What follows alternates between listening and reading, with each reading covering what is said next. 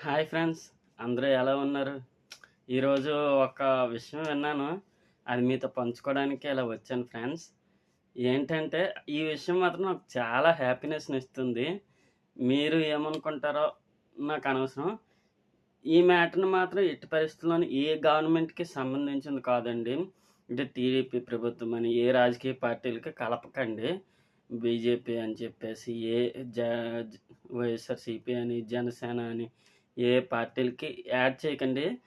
ఈ విషయంకి ఏ పార్టీ అతీతం కాదండి. అన్ని పార్టీలు ఇంతే. ఈ రోజుల్లో ఇలానే తగలడ్డదండి.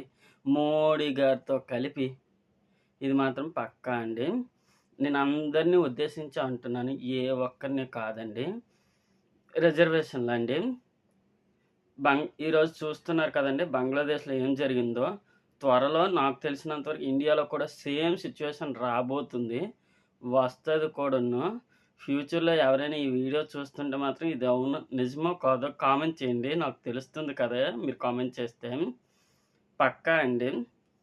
ఇది మాత్రం కన్ఫర్మ్ అండి. ఎందుకంటే ఈ రోజుల్లో చదువుకున్న వాళ్ళకి చాలామందికి ఆహ్, చాలామందికండి 90% మెంబర్స్ వీధుల్లో తిరుగుతున్నారండి. బీటెక్, ఎంటెక్‌లు చేసి.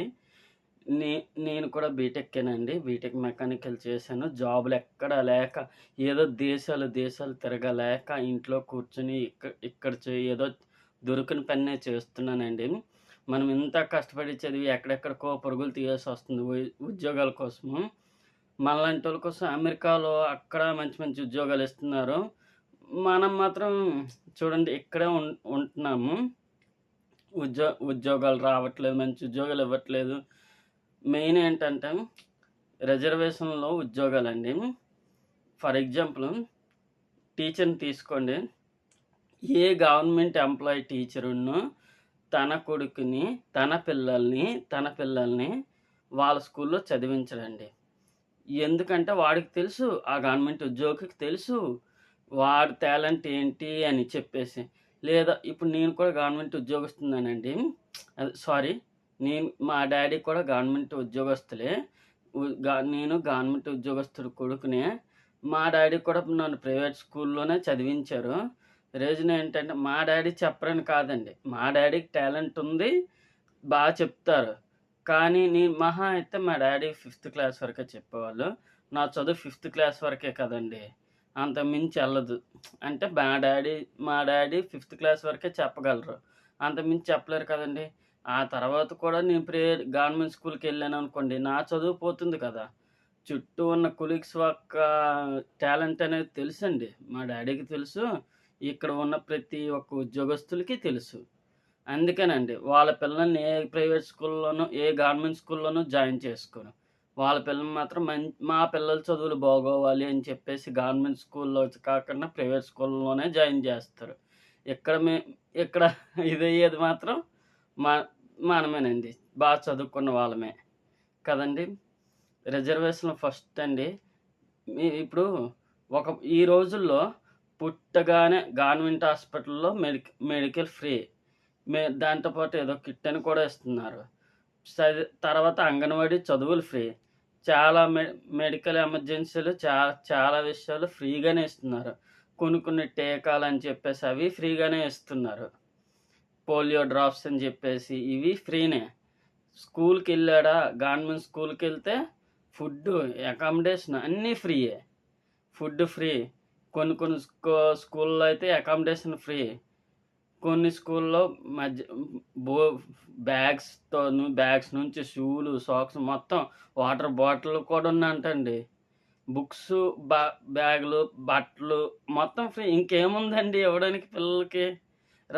ఉదయం, రాత్రి ఫుడ్డుంది అంతే. అది కూడా పెట్టేయండి ఇంక అయిపోద్ది. మొత్తం అంతా ఫ్రీ ఇచ్చి, చదువులు కూడా అంతా ఫ్రీ ఇచ్చి, పోనీ అప్లికేషన్ ఫీజులంటారు. అప్లికేషన్ ఫీజు కూడా ఫ్రీ అంటండోయ్! రిజర్వేషన్‌లున్నోళ్ళకి. జాబ్‌కి అప్లై చేయడానికి అప్లికేషన్ ఫీజులు కూడా ఫ్రీయే. ఇన్నిచ్చిన తర్వాత ఆళ్ళు జాబ్ కూడా సెట్ చేసుకోకపోతే ఎవరిదండి తప్పు? చక్కగా చదువుకొని 100కి 100 మార్కులు సంపాదించండి. ఎవరు జాబ్ ఎందుకివ్వరు? వాళ్ళకెందుకు రిజర్వేషన్ ఇవ్వాలి? నాకు తెలియక అడుగుతున్నా. వాళ్ళకెందుకండి? ఎప్పుడో రా రా మన రాజ్యాంగం రాసినప్పుడు అప్పటి పరిస్థితులను బట్టి డాక్టర్ బిఆర్ అంబేద్కర్ గారు అప్పుడు ఇచ్చారండి. ఇప్పుడు ఎందుకు రిజర్వేషన్ అండి వాళ్ళకి? ఇప్పుడు అన్నీ ఫ్రీగానే ఇస్తున్నారు కదా! ఇప్పుడు వాళ్ళకి తెలుసు వాళ్ళ టాలెంట్. ఇప్పుడు వాళ్ళకి తెలుసండి వాళ్ళ టాలెంట్. వాళ్ళ పిల్లల్నే చదివించరు వాళ్ళు. స్కూళ్ళల్లో. వాళ్ళ పిల్లల్నే వాళ్ళ హాస్పిటల్‌లో జాయిన్ చేసుకోరు. గవర్నమెంట్ హాస్పిటల్‌లో వాళ్ళ పిల్లల్నే వాళ్ళు చూపించరు. గట్టిగా వస్తే బయట ఎక్కడో చూపించుకుంటారు. ఇలాంటివే ఉంటాయండి. అసలు రిజర్వేషన్ ఎందుకు పెట్టారో కూడా నాకు అర్థం కావట్లేదండి. ఉద్యోగంలో రిజర్వేషన్ ఏంటండి? ఇవ్వండి, చదువులిచ్చారు. ఓకే. హ్యాపీ. మంచి ఫ్రీగా చదువులిచ్చారు. ఫ్రీగా వైద్యం ఇచ్చారు. అప్లికేషన్ ఫీజుకి కూడా ఫ్రీ ఇచ్చారు. ఓకే. దానికేముంది? వాళ్ళు పాపం పేదోళ్ళు. పేదవాళ్ళు జాబ్‌కి అప్లై చేసుకోవాలి కూడా. ఆహ్, చ లేకపోతే ఇవ్వని. తప్పులేదు. అంతేగాని ఉద్యోగంకి రిజర్వేషన్ ఏంటండి? టాలెంట్‌ని బట్టి రేపొద్దున్నే రేపొద్దున మీకేదైనా ఇబ్బందొచ్చిందనుకోండి, బాగా చెప్పినవాడు స్కూల్‌లో జాయిన్ జేస్తారా? మా కులపోడే మా రిజర్వేషన్ అని చెప్పేసి జాయిన్ చేస్తారండి. నేనేదో సినిమా డైలాగులు చెప్పట్లేదండి. నిజంగా జెప్తున్నా. ఈరోజు బంగ్లాదేశ్‌లో వచ్చింది. రేపు ఇండియాలో కూడా వస్తుందండి. తెగ ఆఫర్‌లు ఇచ్చుకెళ్ళిపోతున్నారు. మీకు ఫ్రీ, అది ఫ్రీ, ఇది ఫ్రీ. ఈ మధ్యన ఇదిగో వైఎస్ఆర్‌సీపీ పార్టీ వాళ్ళు అమ్మఒడి అని జెప్పేసి 15,000 ఎంతో కొంతండి. ఆల్రెడీ అతను గవర్నమెంట్ స్కూల్‌లో చదువుతున్నాడు. ఫుడ్ అంతా ఫ్రీ ఇచ్చిన తర్వాత కూడా ఎందుకండి మళ్ళీ ఆ 15,000, 13,000 ఇవ్వడం? అంటే మీరు ఇస్తే గాని ఈళ్ళు పంపించలేని పొజిషన్‌లో ఉన్నారా పిల్లలు? పిల్లల తల్లిదండ్రులు మీరు డబ్బులిస్తే గాని పంపించలేనంత పేద పరిస్థితుల్లో ఉన్నారా మన రాష్ట్రంలోని ప్రజలు? ప్రజలకుండాలి సార్. మీకు కాదు. మీరేమి ఆఫర్‌లిస్తారు. ప్రజలకుండాలి. ఆ సొమ్ము పోనీ ఎక్కడి నుంచిస్తారు? మహా అయితే అప్పు చేసి తెస్తారు. లేకపోతే మా సొమ్మే మేము తాగిన అంటే ఈ అక్కడి నుంచి కూడా వస్తుంటాయి. మీకు అర్థమైందో అనుకుంటాను. అంతే తప్ప సొంతంగా లేదా సొంతంగా ప్రింటింగ్ ప్రెస్ ఏమైనా పెట్టారా ఏంటండి అలా పంచుతున్నారు? లేదు కదా! అర్థం జేసుకోండి సార్. రిజర్వేషన్‌లు తీసేయండి. మంచిగా ఉద్యోగాలొస్తాయి. రేపొద్దున్న మీరు చదివించిన చదువులకే ఎలాంటోడైనా ఇంజినీర్ అయ్యి ఏ బ్రిడ్జ్‌లో కూలితే ఎవడిదండి పరిస్థితి?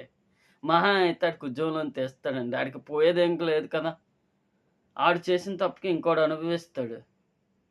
మీకేం పోయింది? ఇప్పుడు చదువు చెప్పినోళ్ళు ఉన్నారు టీచర్లు. వాడికి ఉద్యోగం వచ్చిందని వాడు చంకలు గుద్దుకుంటాండు. వాడి వల్ల ఎంతమంది పిల్లల భవిష్యత్తులు పోతున్నాయి?